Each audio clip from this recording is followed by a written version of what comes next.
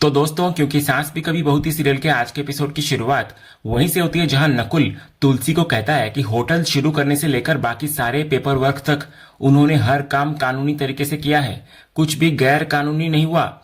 इसीलिए कानून के हिसाब से भी तुलसी उनका होटल बंद नहीं करवा सकती। लेकिन तुलसी उसकी बात सुनकर साफ बोलती है कि वो बेवकूफों जैसी बातें ना करे। अगर जरूरत पड़ी तो वो कोर्ट जाएगी और जो कुछ वे लोग अंबा निवास में कर रहे हैं उसे कानूनी चुनौती देंगी। इतना कहकर वो नकुल से अपने पिता से पूछ लेने के लिए कहती है कि ऐसा किया जा सकता है या नहीं। ये सुनकर गौतम हैरान हो जाता है। वो तुलसी को पूछता है क्या वो सच में कोर्ट जाकर अपने ही बेटे और पोते के खिलाफ लड़ेगी। वो खुद एक वकील है और अच्छी तरह जानता है कि ऐसे मामले सालों तक चलते हैं। और अभी अभी तुलसी का एक आपराधिक मामला खत्म हुआ है और अब क्या वो फिर से अदालतों के चक्कर लगाना चाहती हैं। इसके बाद गौतम एक बार फिर तुलसी को समझाने की कोशिश करता है कि उसने ये फैसला किसी गलत नीयत से नहीं बल्कि मजबूरी में लिया था। लेकिन तुलसी साफ बोलती है कि जो मजबूरी वो उन्हें समझा रहा है वही जाकर अदालत को समझाए। इस पर गौतम भावुक होकर कहता है कि वो अपनी ही मां के खिलाफ कैसे लड़ सकता है। वो तुलसी को याद दिलाता है कि जब उसने परी के खिलाफ कानूनी लड़ाई लड़ी थी तब खुद तुलसी ने उसे परिवार और रिश्तों की अहमियत समझाई थी। लेकिन आज वही तुलसी अपने बेटे और पोते के खिलाफ कोर्ट जाने की बात कर रही है। गौतम कहता है कि वो ऐसा करके फिर से सबकी नजरों में बुरा नहीं बनना चाहता। तो तुलसी तुरंत पलटकर पूछती है कि बा की हवेली में शराब बेचकर उसने कौन सा अच्छा काम किया है जो अब उसे बुरा बनने की चिंता हो रही है।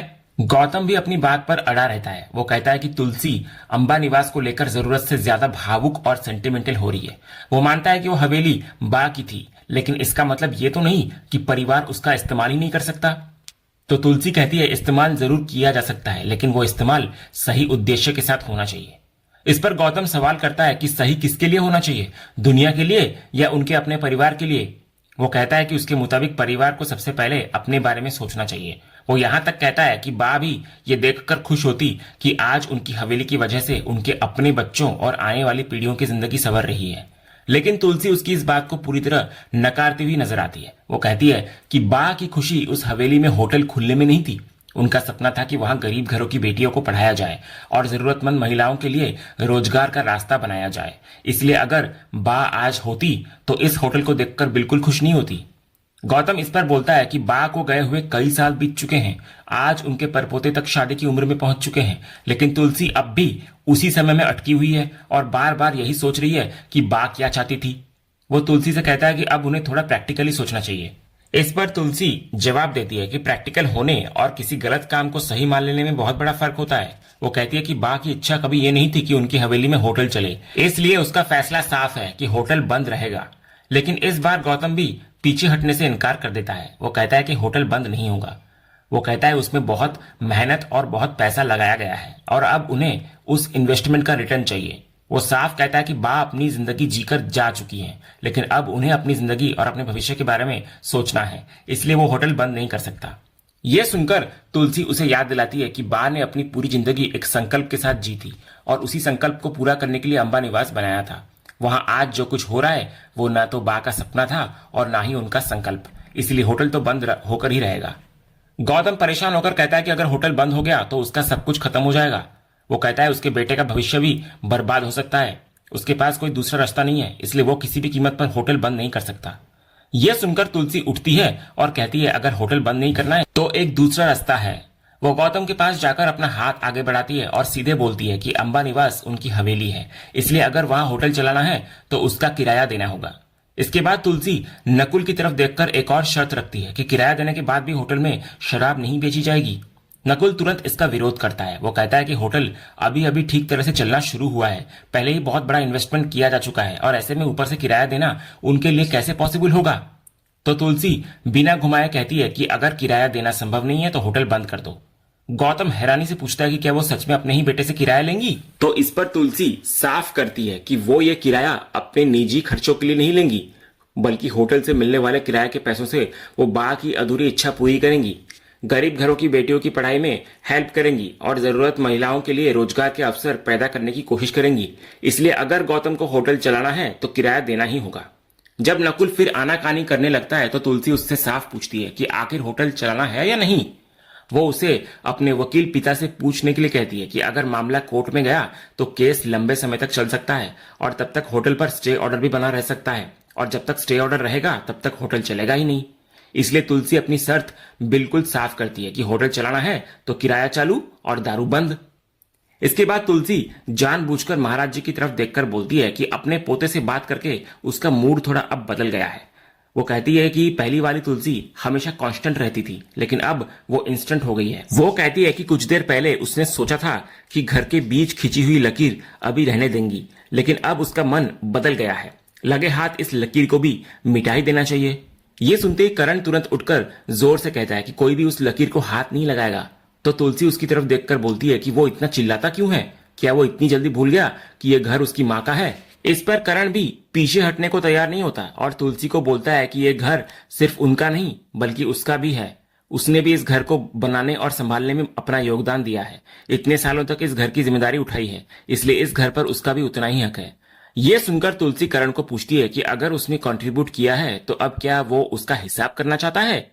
वो उसे याद दिलाती है कि 10 साल पहले भी इसी घर में हक और हिसाब को लेकर ऐसा ही तमाशा हुआ था और तब नंदिनी भी यही बातें कर रही थी। तो करण तुरंत कहता है कि 10 साल पहले हालात अलग थे, क्योंकि तब उसका बेटा जिंदा था, लेकिन अब सब कुछ बदल चुका है। इसलिए अब वो भी एक एक चीज गिनाएगा और इस घर पर अपना उतना ही हक मानेगा जितना तुलसी का है। तो करण की ये बात सुनकर तुलसी भी गुस्से में उससे पूछती है कि अगर सच में गिनती करनी है तो आज हिसाब कर ही लेते हैं। फिर तुलसी करण से पैसे निकालने के लिए कहती है और उसके बचपन से लेकर बड़े होने तक की एक एक बात गिनाना शुरू करती है। वो याद दिलाती है कि जब जिंदगी में पहली बार उसे बाइक चाहिए थी तब पैसे उसने लाकर दिए थे। जब उसने जिद पकड़ ली थी कि उसे अमेरिका जाकर कॉलेज में पढ़ना है तब उसका खर्च भी उसने उठाया था। यहां तक कि जब उसे अपनी गर्लफ्रेंड को 5 स्टार होटल में डेट पर लेकर जाना था तब भी पैसे तुलसी ने ही दिए थे। इसके बाद तुलसी उसे उसके बिजनेस के दिनों की याद दिलाती है। वो कहती है कि उस समय अपने पिता के सामने करण का मुंह तक नहीं खुलता था, लेकिन उसे बिजनेस शुरू करना था। तब उसके सपने को पूरा करने के लिए लोन किसने लिया था? वो भी तुलसी ने ही लिया था। फिर तुलसी करण को खुली चुनौती देती है कि अगर उसे हिसाब ही करना है तो आज पूरा हिसाब कर ही लेते हैं। उसने 10 साल तक घर चलाने में जो भी योगदान दिया है वो रकम उसके पुराने हिसाब में से काट ले। फिर वो कहती है लेकिन करण के ऊपर उसका जो बकाया निकलता है ना, अगर उस पर वो ब्याज जोड़ने बैठ गई तो ब्याज भरते भरते उसका पूरा बैंक अकाउंट खाली हो जाएगा। इसलिए तुलसी साफ बोलती है कि वो उसके साथ पैसों का हिसाब करने की कोशिश ना करे, क्योंकि ये हिसाब उसी पर भारी पड़ जाएगा। इसके बाद तुलसी फिर एक बार अपना फैसला सुनाती है कि घर उसका है और यहाँ उसकी मर्जी चलेगी। जिसे ये बात पसंद नहीं है उसके लिए दरवाजा खुला है, वो घर छोड़कर जा सकता है। करण ये सुनकर और ज्यादा भड़क जाता है। वो तुलसी को पूछता है क्या उन्हें लगता है कि 10 साल बाद अचानक उसकी लाइफ में वापस आकर वो फिर से सब कुछ बिगाड़ सकती हैं? उसके दोनों बेटे उससे छीन चुके हैं और अब जो कुछ उसकी लाइफ में बचा है क्या तुलसी उसे भी खत्म करना चाहती है? इतने में गौतम करण पर चिल्लाकर उसे अपनी आवाज नीचे रखने के लिए कहता है। वो याद दिलाता है कि माँ साफ बोल चुकी हैं कि जिसे यहाँ रहने में समस्या है वो घर छोड़कर जा सकता है, इसलिए अब तमाशा बंद करके उसे यहाँ से निकल जाना चाहिए। इसके बाद गौतम तुलसी को बोलता है कि वो इसी घर में रहेंगी और उसकी साइड में रहेंगी, लेकिन तुलसी तुरंत गौतम की तरफ मुड़ती है और पूछती है कि उसकी साइड का क्या मतलब है? घर जब उसका है तो फिर ये अलग अलग साइड कहां से आ गया? फिर तुलसी वकील गौतम को कानून की याद दिलाती है और maintenance and welfare of parents and senior citizens act का जिक्र करते हुए कहती है कि उसकी अनुमति के बिना उसके ही घर का बंटवारा किया गया है। उसके मुताबिक ये बंटवारा गैर कानूनी है और इस मामले में गौतम के खिलाफ एक और कानूनी मामला बन सकता है। तुलसी साफ करती है कि अब ना ये साइड होगी और ना वो साइड, पूरा घर उसका है और वो अपनी मर्जी तथा अपने नियमों के अनुसार इसको चलाएंगी। इसके बाद तुलसी करण और गौतम दोनों के सामने एक और बड़ा ऐलान करती है। वो कहती है कि दोनों के परिवार उसके घर में रह रहे हैं, इसलिए अब दोनों को यहाँ पर रहने का किराया देना होगा। करण इस बात को बकवास बताते हुए पूछता है कि अपने ही घर में रहने का किराया कौन देता है, लेकिन तुलसी बोलती है कि ये कोई बकवास नहीं है, बल्कि करण को हिसाब की भाषा बहुत अच्छी तरह समझ में आती है ना, इसलिए वो भी अब उसी भाषा में उसको जवाब दे रही है। इसके बाद वो करण की तरफ देखकर कहती है किराया समय पर दे देना मिस्टर विरानी। इसके बाद तुलसी एक बार फिर सबके सामने साफ कर देती है कि ये घर उसका है और अब ये घर उसके बनाए नियमों से ही चलेगा। जिसे उसके नियम पसंद नहीं है वो ये घर छोड़कर जा सकता है। इतना बोलकर तुलसी उस लकीर के आखिरी हिस्से की तरफ बढ़ती है जिसने इतने टाइम से शांति निकेतन को 2 हिस्सों में बांट रखा था। ठीक ऊपर लगी ठाकुर जी की तस्वीर की तरफ वो कुछ पल देखती है और फिर नीचे झुकती है। वो लकीर असल में जमीन पर लगे एक लंबे स्टिकर की तरह होती है। तुलसी अपने हाथों से धीरे धीरे करके उसे उखाड़ना शुरू करती है और आखिरकार पूरी लकीर को जमीन से निकाल देती है। फिर उस लकीर को उठाकर एक तरफ फेंक देती है। शांति निकेतन को बांटने वाली यह लकीर मिटते ही शोभा, गायत्री और नंदिनी के चेहरों पर खुशी दिखाई देती है। उनके लिए ये सिर्फ जमीन पर लगी एक लकीर का हटना नहीं था, बल्कि उस बटे हुए परिवार को दोबारा एक करने की दिशा में तुलसी का पहला बड़ा कदम था। इतना करने के बाद तुलसी सीधे ठाकुर जी के मंदिर में जाती है। वहां पहुंचते ही वो दिया प्रज्वलित करती है, उस पर ढक्कन लगाकर ठाकुर जी के सामने रखती है और फिर फूल चढ़ाकर हाथ जोड़कर प्रार्थना करने लगती है। तुलसी मन ही मन बोलती है कि बा के इस शांति निकेतन ने पिछले 10 सालों में न जाने क्या क्या देखा है। घर का बेटा गलत रास्ते पर चला गया और घर के अपने ही बच्चों के बीच लड़ाइयां शुरू हो गई। तुलसी के इतना बोलते ही करण और गौतम के बीच हुए उन तमाम झगड़ों की झलक दिखाई जाती है, जहां दोनों भाई एक दूसरे के खिलाफ खड़े होकर लगातार लड़ते रहते थे। इसके बाद तुलसी अपनी प्रार्थना जारी रखते हुए कहती है कि घर के बच्चे अपने ही माता पिता से झूठ बोलने लगे और आखिरकार घर तक का बंटवारा हो गया। इसी दौरान वो दृश्य भी दिखाया जाता है जब तुलसी ने समायरा और गरिमा का सच अपनी आंखों से देख लिया था। कैसे दोनों करण से झूठ बोलकर उसको चकमा देती थी और अपनी प्लानिंग सफल होने पर आपस में मुस्कुरा रही थी। फिर तुलसी ठाकुर जी से कहती है कि इतने वर्षों तक उन्होंने हमेशा उनका साथ दिया और अपना आशीर्वाद बनाए रखा, तो अब शांति निकेतन को दोबारा पहले जैसा बनाने के लिए भी उसे ठाकुर जी की उन्हीं आशीर्वाद और साथ की जरूरत है। फिर प्रार्थना पूरी करने के बाद तुलसी मंदिर से बाहर निकलती है और हॉल से होते हुए अपने कमरे की तरफ चली जाती है। इधर करण गुस्से के मारे गौतम की तरफ देख रहा होता है और उसके मन में कुछ देर पहले तुलसी द्वारा किए गए उस पूरे हिसाब की बातें घूम रही होती है। दूसरी तरफ गौतम भी करण की तरफ गुस्से से देखता है, लेकिन उसके दिमाग में वो पल चल रहा होता है जब तुलसी ने बा की हवेली का गलत इस्तेमाल करने और वहां शराब बेचने के कारण उसको जोरदार थप्पड़ मारा था। वहीं नकुल को तुलसी की वो बात याद आ जाती है जिसमें उसने होटल चलाने के बदले उससे किराया देने और शराब बंद करने की शर्त रखी थी। इसके बाद कहानी में एक और बड़ा खुलासा होता है। दूसरी तरफ हम वैष्णवी को एक रेस्टोरेंट में किसी के साथ बैठे हुए देखते हैं। सामने बैठे व्यक्ति से सारी बातें सुनकर वैष्णवी हैरान नजर आती है। उसे विश्वास ही नहीं होता कि काकी ने घर पहुंचते ही इतना कुछ कर दिया होगा। वो कहती है कि शायद सामने वाले को कोई गलतफहमी हुई है, क्योंकि उसकी काकी ऐसा नहीं कर सकती। और तभी पहली बार उस शख्स का चेहरा सामने आता है जिससे वैष्णवी इतने समय से छिप छिप कर मिल रही थी। ये कोई और नहीं बल्कि नकुल होता है। नकुल वैष्णवी को यकीन दिलाता है कि वो बिल्कुल सच कह रहा है। तुलसी ने घर में आते ही ऐसा तमाशा खड़ा कर दिया कि एक ही दिन में पूरा शांति निकेतन उथल पुथल हो गया। लेकिन वैष्णवी तुलसी का पक्ष समझने की कोशिश करती है। वो कहती है कि उन्हें काकी का दर्द भी समझना चाहिए, क्योंकि 10 साल जेल में रहने के बाद जब वो अपने घर लौटी तो उन्होंने देखा कि जिस शांति निकेतन को वो हमेशा एक रखकर गई थी, आज उसी घर के 2 टुकड़े हो चुके हैं।